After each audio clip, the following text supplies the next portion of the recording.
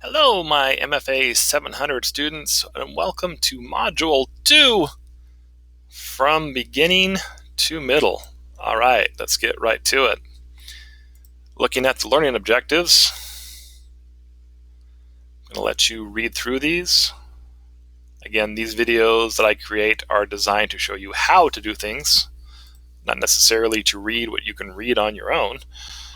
Module glance, again, read through that as we will be covering it in the next few minutes. The readings and resources. So Story Genius, Chapter 2. All right, so I created a video and I posted it in the announcement section on some general takeaways as I read Story Genius. So please make sure you have watched that video and then read Chapter 2. Also, the hot sheet, if there has been one released this week and I will not know because I'm creating this video ahead of time, make sure you look it over and consider the implications for your own writing career. There's also this wonderful video on the writers in the beginning. I rather enjoyed watching this. Again, you will get out of this class what you put into it. Moving on to the module overview. Again, I will let you read this on your own. A couple of highlights I want to show you are: what you submit in this course should be formatted professionally, carefully proofread for mistakes of spelling and grammar, and reflect your pride in your work. Now, keep in mind, in creative writing, we don't necessarily have to follow all the rules of spelling and grammar.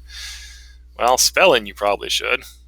However, sentence fragments are quite common in creative writing, and as long as you are following the rules you've established for how you're writing, you can get away with breaking the general rules that you would expect to use in an academic paper.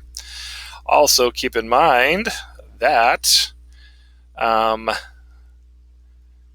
truism is that published writers, that each novel teaches the writer how to write it. It kind of flies in the face of what Lisa Cron says in Story Genius. But again, keep an open mind on both of these concepts as you move forward. Before you get started, there will be an additional resource that will show you a wonderful tool that I use when it comes to writing, especially when I'm polishing up my writing, which I will share with you. So make sure you check the announcement sections for that. For the open workshop, again, this is where you can submit work via Annotate to help your classmates. Now, when I created the video for Module 1, this was not available. They hadn't set it up yet, but it is available now. So if you click on Annotate, it will take you to this screen right here. We're in MFA 700. These are the other courses that I am teaching, so don't worry about those. Click here, click Open. And then you would post in whichever module you would do, and then students can give you feedback on your work. Alrighty, for the next part here is a discussion which is non-graded. I will post a discussion prompt, just like we did in Module 1, where it's based on the publishing trends or writing trends. And again, this is just a chance for us to share ideas and talk about stuff that we've read in the hot sheet or in the book Story Genius. Now, when we get to 2.4, I actually have to switch over to student view for you to see this the way you should. So I apologize for having to take a little detour here. But for 2.4, this is for those students who have been either assigned or they signed up to have their first part submitted by the end of Module 2. This is where you're going to do it. So what you're going to do, if you're one of those 3 lucky students that get to submit it in the first part here in Module 2, you click right here on Submit, and it brings you to this new window. All right, this is the rubric. This is how you're going to be graded on this assignment. Keep in mind that this is really part of the final, so it has these different elements. In a lot of the assignments that we have at Southern New Hampshire, it's just agree, sort of agree, or it's not there at all. These have different levels. To earn agree with distinction, it needs to really, well, let's just take a look at what it says down here.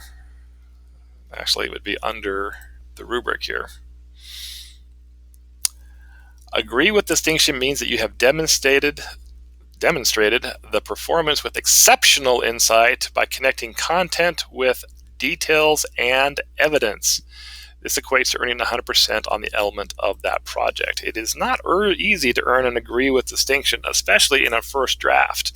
So I will balance that. I will balance really what agree with distinction should be at this point in time, and not necessarily hold you to the standard of a finished, completely polished work.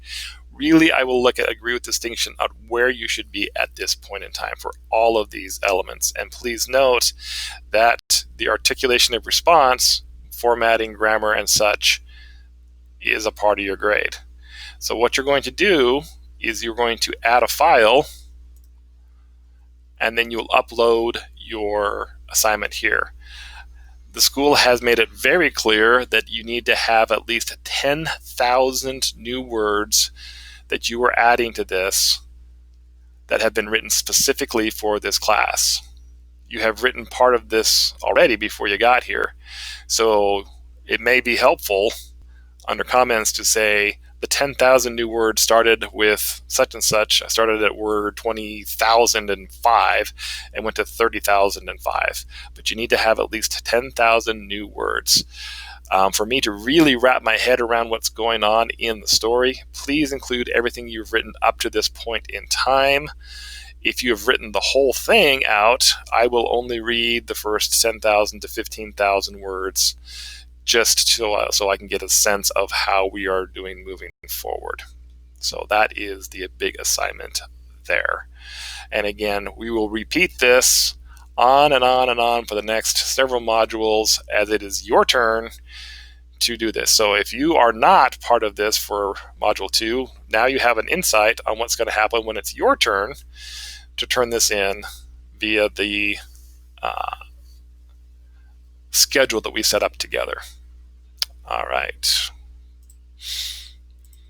And then reminders to please review this mission. Please contact me if you're having issues as far as getting stuff done. However, if you are assigned to complete your work on a certain week, do everything you can to get that done. If you have just procrastinated or you have not planned properly and you said, hey, I really need another week to do, then the challenge is I will have to spend the time and effort on the other students who were assigned that week, and you will be put on the back burner, meaning that you will probably not, I will do my best, but you will probably not get the same level of feedback that you would deserve had you turned it in on time. I'm just saying that from a realistic point of view. So that's what we are doing for Module 2.